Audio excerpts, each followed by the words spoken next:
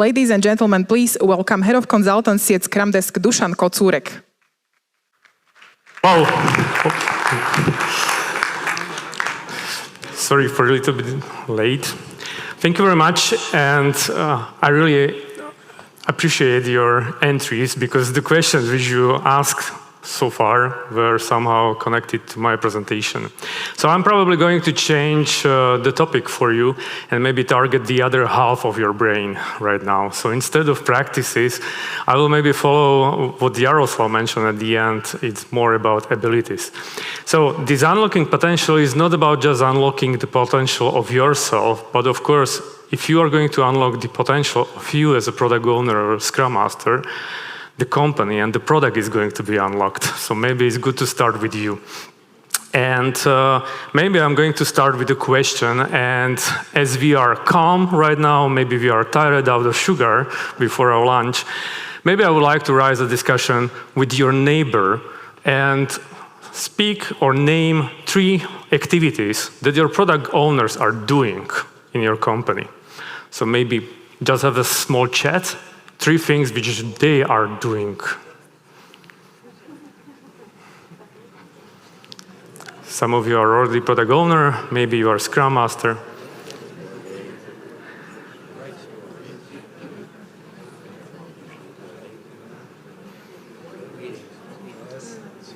Try to remember that.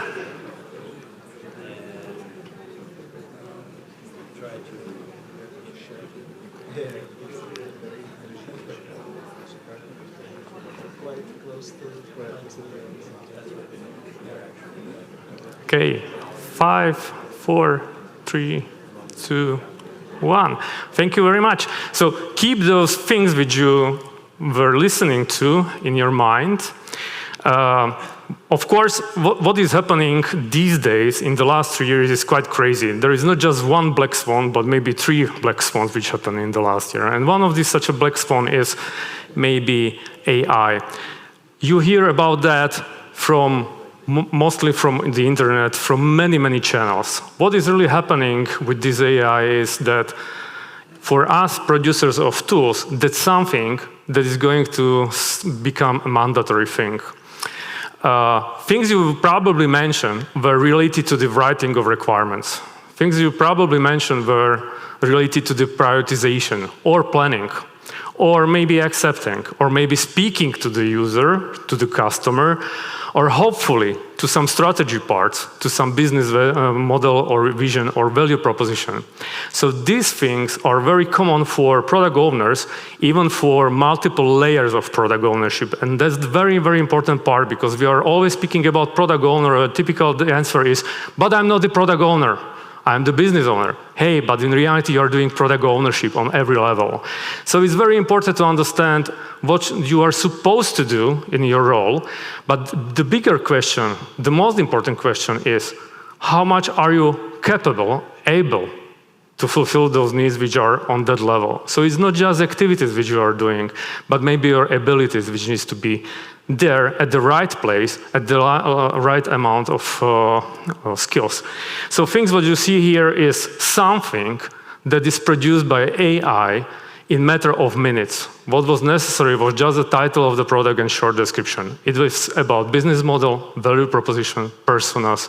It's about epics. It's about user stories, acceptance criteria, even things which you are probably not aware about that you're supposed to follow some security rules or GDPR. And now your role as a product owner is, yeah, you can become better writer of those user stories. You can be better in the planning. You might have many things, many perspectives for prioritization. But the thing is, imagine yourself sitting in the front of this prompt and you are supposed to write first question into it. What will be that question? What you are going to ask that wisdom which is somehow collected in that AI. And now our product ownership is starting to become more about questioning, and finally we are at the position that we should start by questions, not by answers and by writing perfect requirements. So if you are thinking about if that AI is a fear or advantage for us, my first impression with it was, oh my gosh, we are done. We are probably not going to do any training on writing of user stories. It's not necessary. That thing is going to be to generate that. So every product owner will know that. And that fear might be translated into something which is your advantage. Because if you are thinking about that, suddenly you don't need to write your user stories for many minutes or even half an hour. Suddenly it's a matter of a couple of minutes. I'm not saying that these will be the best user stories. Now we are coming back to your knowledge and abilities. Now we are coming back to the situation where companies might think about this AI as a cost-saving tool. So we will not need many product owners here, so we are going to save money for that.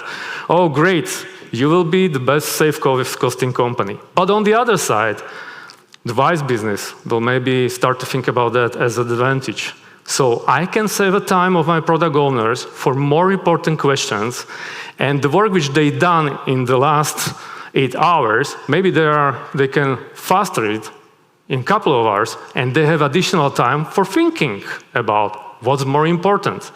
But these people will need to start to ask the right questions. And for that, you need to have right abilities for your level. So if you are thinking about AI, it really might save much of your time, but give you a focus and opportunities for thinking about the right and meaningful product. So probably we need to brace ourselves for even faster changes, which we see right now on the market. So if we thought that it's fast, or we need to be fast, we are starting a new era here. It is going to be much, much faster. And probably we need to practice our potential and not just the way our practices, how we are writing those things. Because then you can find out the other approach, the multiple approaches, and you are able to choose the right one which fits the situation to adapt, which is about the agility. So in this part, I would like to focus in my presentation on 3 more important things which probably are going to happen in the next couple of years. The first thing are these potentials, not just yours, but also your business owner, your team members, and your customer. That amount of people will need to have some kind of leadership. The product owner is a leader in any moment. So probably there are types of leadership we need to somehow dive in and understand. And the next part is this group of people which suddenly has a potential and they have abilities and they have a time and capacity for delivering something, they need to have a vision of the product. Vision what we are supposed to build up, why is it necessary, how we are going to impact the world, because then they can find out the approach how to impact it. So I will start with good old Agile manifesto. In Agile trainings, what we found out that many people, even in companies which they mentioned that we already are Agile, they don't remember that. So I'm going to briefly repeat it just for that reason.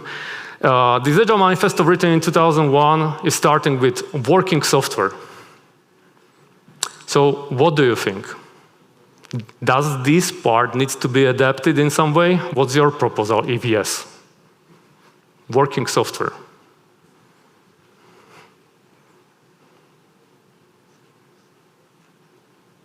Okay, let's continue. Customer collaboration. That was stated in 2001. We need to collaborate with customer. Does it need to be adapted this time in 2023 or not? Responding to change. Well, we responded to changes all the time, but I'm not sure if it was not too late. Okay? And maybe the biggest problem which participants in trainings have, and they are really trying to understand that, is the statement, individuals and interactions. Hey, come on, you are mentioning that Agile is a collaborative game. It's about teams, so why words individuals is mentioned there? And that led me to the thinking about, okay, maybe there is another version how to improve that or start to think about that. So in my opinion, we should more look today for valuable products, because it's not just about the software, it's about products. That valuable doesn't mean just earning money. In reality, it should probably mean meaningful product. But to say that, what's meaningful, what's valuable, you have to have the abilities to find it out. You have to even ability to find out what product word means in your case, because it might be something different in every company, even comparing to your previous times. That customer collaboration maybe is not just enough. Jaroslav, you mentioned doing demo and giving keyboard to the customer and play that. And I would even target that. Maybe it's even that not too often, it's not too much, it's not good enough. Maybe you need to involve that customer not just at the end of the cycle, but maybe every day. Now, if you don't have the access to actors, to customers, how to do that? How to involve them? How to find out the answers for questions which you are supposed to ask about if customer is going to use that or not. So that customer involvement, I think that these days, thanks to technology which we have, thanks to the speed we can deliver new things, in reality, we can involve the customer, and we should much often, comparing to even 2001. And now even the question about working software, which I mentioned previously. In reality, to find a valuable product, to have working software, you will not find valuable product. You have to fail. So if something is working, it doesn't mean that it's valuable. And therefore, there are fails which are incorporated in Agile, not just saying that it's working. Okay? And for that, we need to not just respond to changes, but we need to initiate those changes. So it was mentioned in by my previous speakers, get out of your comfort zone. Initiate the change. Ask what's next, what you need, why you need it. What is even something which you are not thinking about. Try to ask questions. And for that, you need to have the ability to have negotiation, active listening, and the other part. So it's not just stating some question. And the last part is this engaged collaboration. Engaged by that. And that's something what I'm really looking for. And there are not so many teams which I played in since 2007 as we are doing this Agile thing here in Slovakia. Agile collaboration means like you really feel that energy within the team. And of course, there are some clashes. There are some negative things in that. But that energy is something what is not provided by Scrum. This is provided by people and by leaders who have that ability to build up that engaged collaboration around something which changes lives of all people and not just fulfilling their job role, what they are supposed to do. So let's speak about abilities for valuable product. The first thing probably is about the business. So how many of you knows about the business model of your company? Okay. How many of you are supporting that business actively? How many are challenging that business model? Okay, only a couple of hands here. So companies these days, of course, you would like to challenge your business model from within. Not to be surprised by your customers that that business model doesn't work. For that, you need to have product owners who have that ability to really be entrepreneur in their mind. Somebody who is looking for hypotheses and understanding if that hypothesis works or not.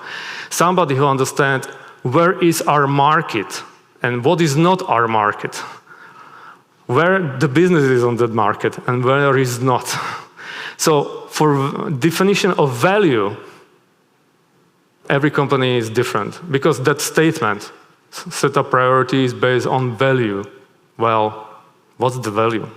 That's the big question in trainings of product ownership. What is for our product company? Well, it's different.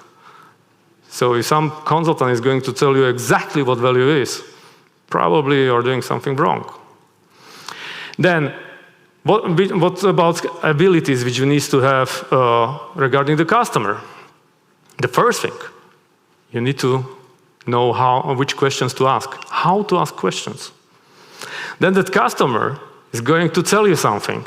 You need to actively listen to him. It's not just about following what they mention. Probably there is even something which was not mentioned in the answer. where the gap is. And of course, you need to build up some relation and network with your customers or your stakeholders. And that's a very small thing, like shaking heads. Hey, how was your day? Who are you? Tell me more about you. It's not just about give me another requirement. You need to get into skin, into their problems, into their pains, into the gains they are looking for, into their job. So the best thing of product owner is to start to follow your customers or stakeholders. Sit with them, follow them, shadow them for a while, and you will understand their pains. And for that, you need to be very good in relations, in networking, because they need to allow you to follow, to step into their life. You are not just the vendor. And the last part, and of course in Košice is different comparing to Bratislava or other cities in Slovakia, but here in Košice we are working with companies which are offshore companies as well. So for us, cultural sensitivity, it's something very, very important. Working with people from Slovakia, people from the United States, they always ask me, like, what's your okay means? Is that like okay or okay if you want? So very simple answer, okay. And now you have cultural sensitivity, so you need to dive into even those things. And maybe you will be surprised that even cultural microstructures are within Slovak Republic, for example. So people in Košice are slightly different comparing to Žilina, comparing to Bratislava. And the last part, which is here maybe about disabilities, the next part, sorry, is initiating the changes. So are you going to just initiate another change just because of a change? Well, if you have enough money, that's not a problem. Suddenly, if you don't have money, you are at the right route. Suddenly, if you don't have money, you need to first analyze what type of change, in which direction is needed. Then, which change needs to be done, which exactly, because you might be interact just with indices of the problem, not with the real root cause of the real problem which is there. So you need to have abilities to analyze, you need to have abilities to interpret the things which customers are telling you, and you need to have the ability to decide. And for decision, maybe you need to have ability to set up hypotheses and measurement to know if you are on the right route or not. And only then maybe you can start to think about features which are there. And surprisingly and not surprisingly, companies like startups, they're much better in that comparing to enterprises. And surprisingly, even in enterprises, there are people who have that ability. But their leadership is somehow stopping them in that courage. So it's about changing a culture, and that's part of your job as product owners as well. And that's part of the system thinking, to think about how to bring those principles into much wider area than just your tribe, squad, team, or whatever the name of your organization unit is. So initiating a change requires courage. And I used to say to product owners, guys, you are good product owners if you are out of your company with one leg. Whenever you have a courage to say something which is not pleasant, whenever you are trying to change the system, how do you work, to bring something new, and that requires a courage. And you can change it or change it. So probably that's the ability which good product owners, if I should somehow hire, must have. Such a product owner needs to be in constructive conflict with me as a business owner, as a company. Because probably is just my hypothesis. And maybe I'm wrong. And yeah, at the end, I still can decide as a business owner, well, we are going in that direction. And you probably will even be in contact with people who will not believe in what you are saying to them. So you will have to do even some minimum viable, marketable, and all these things, products, just to get the proof. Because you need to initiate the change with your products. And the last part is products. Once those changes are initiated, of course, you need to have a people to build up that product and to get validated, this product to be validated. But all this engaged collaboration doesn't start with your colleagues. That engaged collaboration starts with self-awareness. Who you are, what's your way of working within the team, why that person is working like that. So you need to be self-aware on your personal level or on a team level.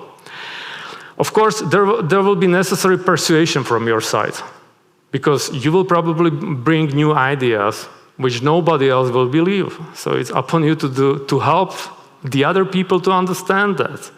Sometimes it's going to take even years. So what I'm showing you here is about 4 years of our work. And 4 years we were somehow validating those tasks, if it really makes sense to be aligned with the role of product owner. And the last two abilities which are mentioned there is mentoring and coaching. And by coaching, I don't mean that you have to get out and start to be personal life coach. By that, I'm thinking just maybe start with questions to understand how to ask smart question which will initiate conversation. So you will find out more and you will fight with assumptions which are mentioned by that other person on the other side of the table.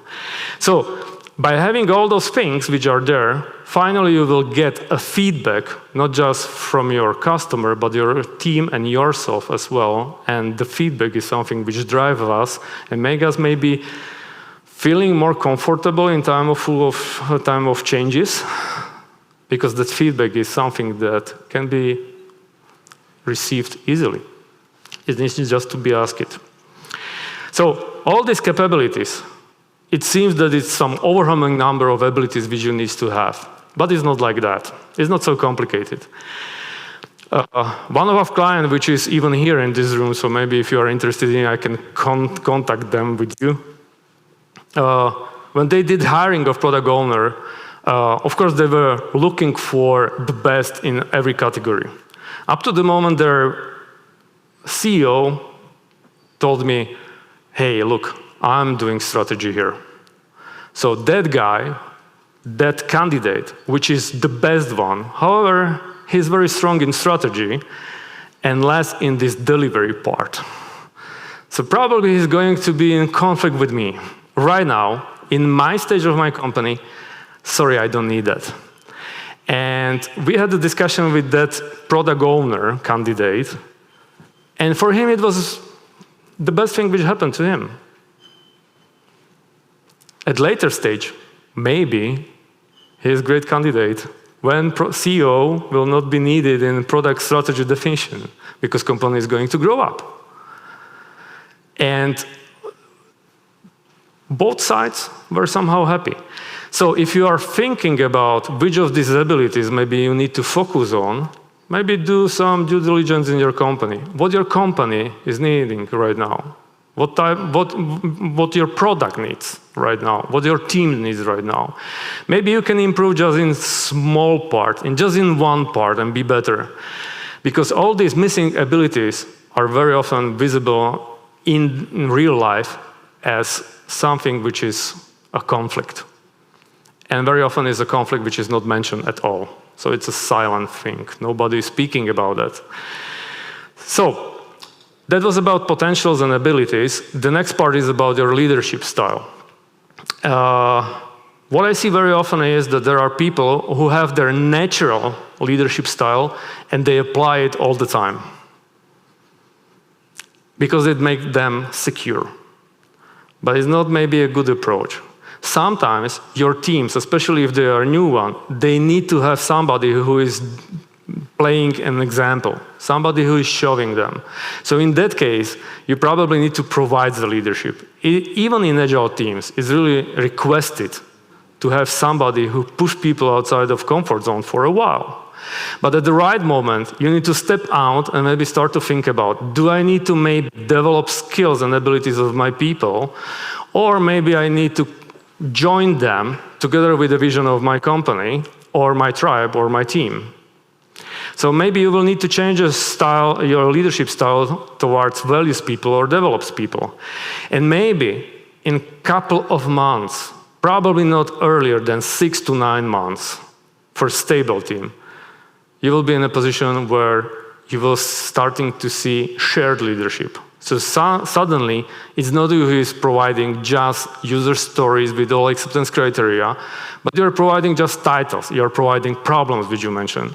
And your team is going to engage the collaboration and start to provide the ideas. But at that moment, you need to start to be a different leader. You cannot always step in the same direction, showing them, that's wrong, that's something. You need to start behave differently. And that is why it's important to understand your natural leadership style and leadership style which your team requires right now. And there are some other tools for understanding your leadership, your team state right now. So maybe Tuckman model or something else. Maybe you remember norming, storming, forming, performing, these things. So it's good to adapt that thing and to adapt it not just once, but continuously. Because if you have a good agile team, you probably are going to keep it for not just a couple of sprints, but for a couple of years. And those people are going to evolve, your product is going to change, your customers are going to change, your business model and company is going to maybe grow or even maybe become smaller right now. And therefore, it's good to understand where are you. And the same thing goes with the vision for your product. It's quite surprising how many Scrum Masters and product owners in companies are traditionalists by nature. That's quite surprising. And we expect of them, and very often the business managers managers, they used to tell us, well, they are so passive. We need to do something about them. You mentioned, we need to motivate them somehow. You will not. They are traditionalists. So if Agile and Scrum is already tradition in your company, maybe they are good at the right position. If not, maybe you need to change Scrum Masters. It might be somehow change it by the knowledge and training, and it might be change it by examples. But maybe they will, in natural state, stay traditional. So this waterfall in Agile, which you mentioned, there are people who are very good fit for Agile environment, and those people are modernizers. People who are not just reading books on Agile and trying to attend conferences, but they are even looking at the different business areas in different areas of philosophy, maybe sociology, maybe some other things, and try to transfer this knowledge from outside to the way of working within your teams. So these modernizers are very often those first who start with Agile, or they are these Agile working groups or LACE groups or these transformational groups. But these modernizers might be very nasty because it might become a norm that there is always some new technology, like I mentioned AI right now. I'm the modernizer, so honestly to say. So it might be like, you always bring something new here. So it doesn't fit anymore. And even me, I need to change my style based on the situation right now and based on the feature which we develop. So sometimes it's good to be just the implementer, but very often these days, you need to be at least modernizer, or even originator. So there are not so many people on earth who are originators, somebody who is thinking about absolutely new idea. Scrum was such an idea. Agile was such an idea. So these modernizers usually learn from these originators. But I think that product owners needs to really start to work on that. So guys, read, listen, speak. That's about the conferences. It's not just about looking at some PowerPoint. Try to network and build up relations and find the right questions, not answers. Find the questions. Be maybe more surprised. So my question for you will be, how can you get ready for future changes? It's maybe time to think about that. It's not just about practices. There are many things which we can focus on. In your role, maybe you are better to focus on strategy level. Maybe it's worth to focus on this delivery part right now. So try to at least choose the right area. Then try to think about abilities which you need in that area, and maybe try to get yourself first. So maybe there is only one question to start with. Who are you? Thank you very much. Thank you, Dušan, very much. I have one question because it's already lunchtime, but one question from my side. Do you use ChatGPT? Yes. Me as well, and I like they said that first fear comes, and I was like, oh my God, there will be no need for copywriters, and so I'm not going to write any more blogs or articles. But then I realized that it helps me with the wording, it helps me with new ideas, so it really is not enemy, but rather it's help, and it opens new horizons. We've got one question on Slido. Is the AI feature already released in your product? It's ready for release. So unfortunately, we were not able to release it prior to the conference. But what you saw there, it's real life. It works. Really, like I there were goosebumps all the time. Thank you very much. Okay, thank you. Thank you very much. I think that we can save the questions for panel discussion. I hope that you're going to join us as well. You were one of the organizers, so I suppose that you're staying here by the end. Thank you very much. This was Dušan Kocúrek. Thank you very much.